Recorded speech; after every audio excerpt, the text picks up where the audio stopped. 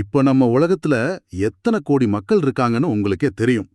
ஆனா மனிதனால மரணத்தை வெல்ல முடியும்னு முழுமையா நம்பி அந்த ரகசியத்தை தெரிஞ்சுக்க ஒரு சிறப்பு கருத்தரங்கத்துல கலந்துக்க போறது வெறும் 22 பேர் மட்டும்தான்னு சொன்னா ஆ, உங்களால நம்ப முடியுதா? கண்டிப்பா கேட்க ஆச்சரியமா தான் இருக்கு.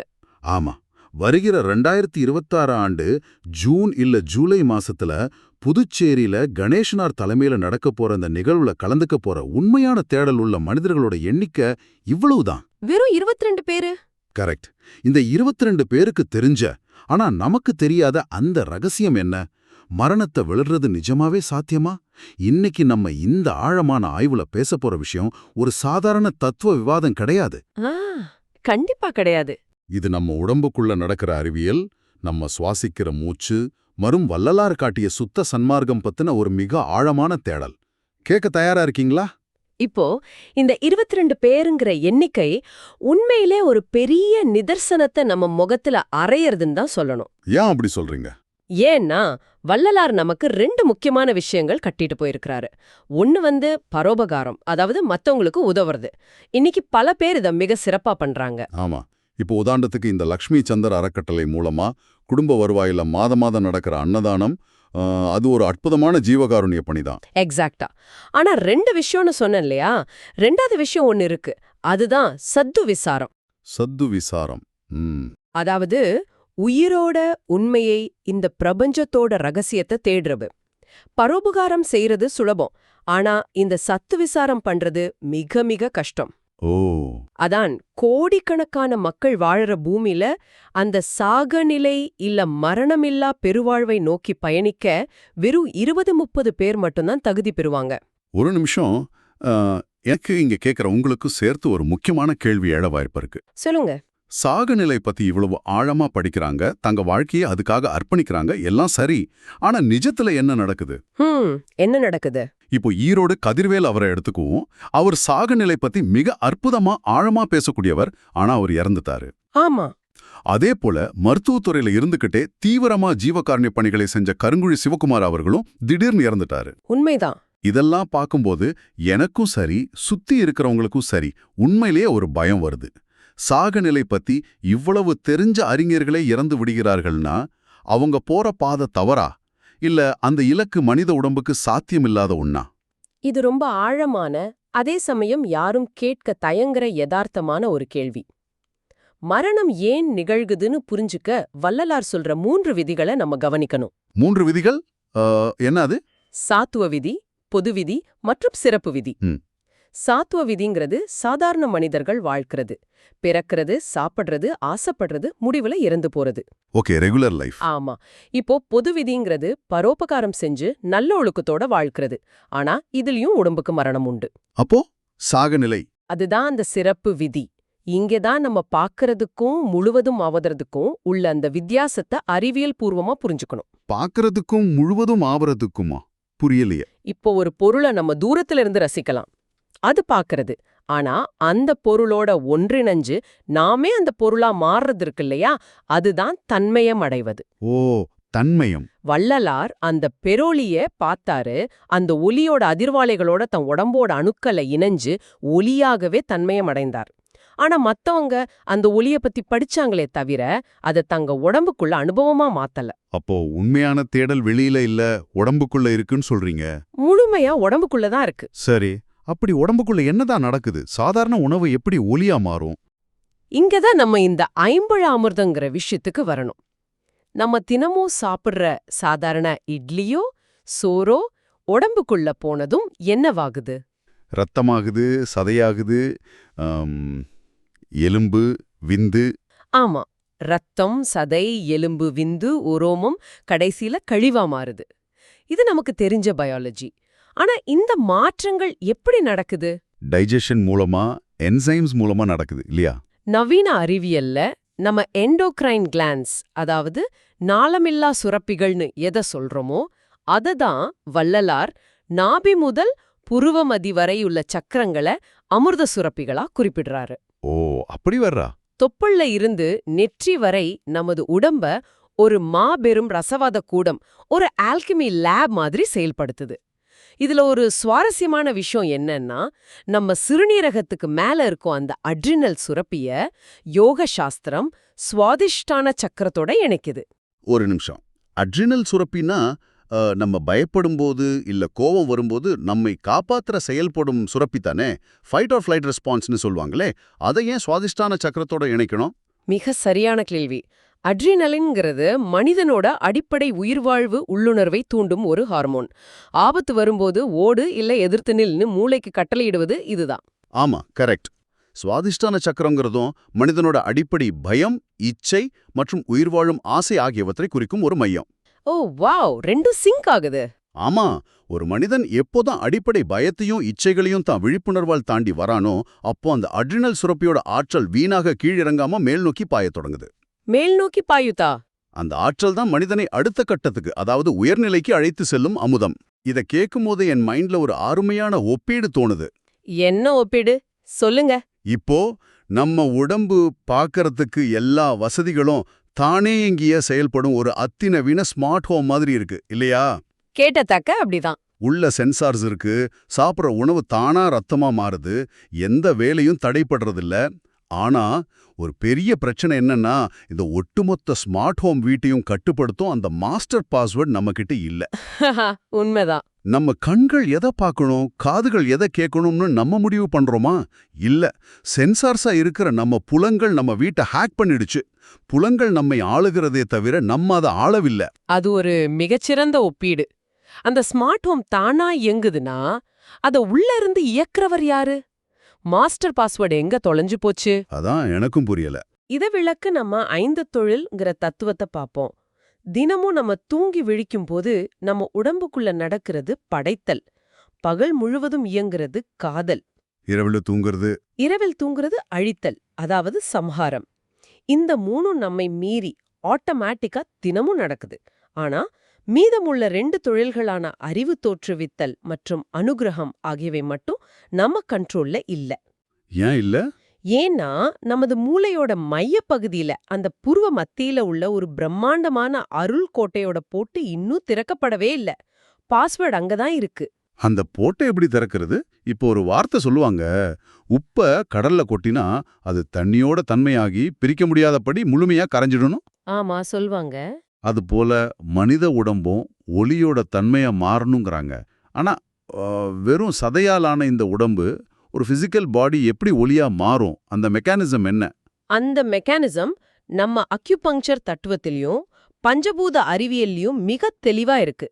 நம்ம கையில உள்ள 5 விரல்களும் 5 பஞ்சபூதங்களை குறிக்கின்றன. ஓகே. இதுல கட்டை விரல்ங்கிறது நெருப்பு, சுட்டு விரல்ங்கிறது காற்று. நெருப்பும் காற்றும் சேரும் போது என்ன ஆகும்? நெருப்பு இன்னும் பலமா பெரிசா எரியும். கரெக்டா சொன்னீங்க. நெருப்பு இன்னும் மிகவும் வலிமையா பிரகாசமா எரியும். நம்ம உடம்பும் அப்படிதான். நம்ம மூச்சு காற்ற விழிப்புணர்வோட உள்ள இருக்கும் உயிராற்றல்ங்கிற நெருப்போட இணைக்கும் போது அந்த நெருப்பு உடம்பெங்கும் பரவுது. ஓ, சுவாசத்தின் மூலமாக. ஆமா. இதை விட இன்னொரு பெரிய ஆச்சரியம் என்ன தெரியுமா? நம்ம தென்னாடினுடைய சிவன்னு பாடுறோம்.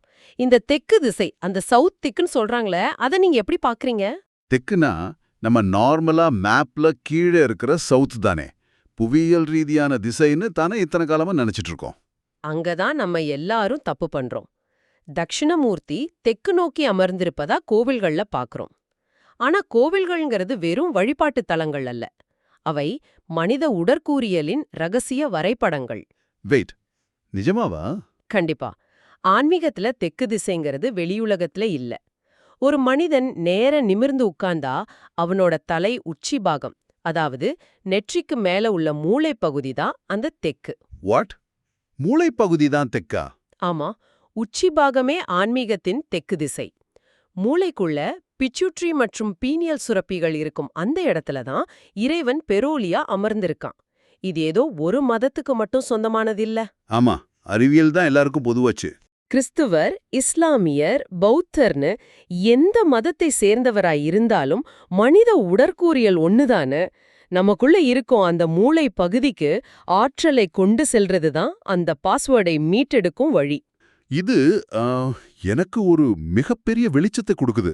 உச்சி பகுதி தான் தெற்கு திசையா? இத்தனை நாளா இது தெரியாம வெளியிலே தேடிட்டு இருந்திருக்கோம். உண்மைதான். சரி, எல்லாமே நமக்குள்ள தான் இருக்கு, அந்த ஒளியும் நமது மூளைக்குள்ள தான் இருக்குன்னா, அந்த ஒளியை நம்ம பார்க்க விடாம தடுப்பது எது? அருளை அடைவதற்கு மிகப்பெரிய தடையா இருக்கிறது நமக்குள்ள இருக்கும் திரைகள் தான்.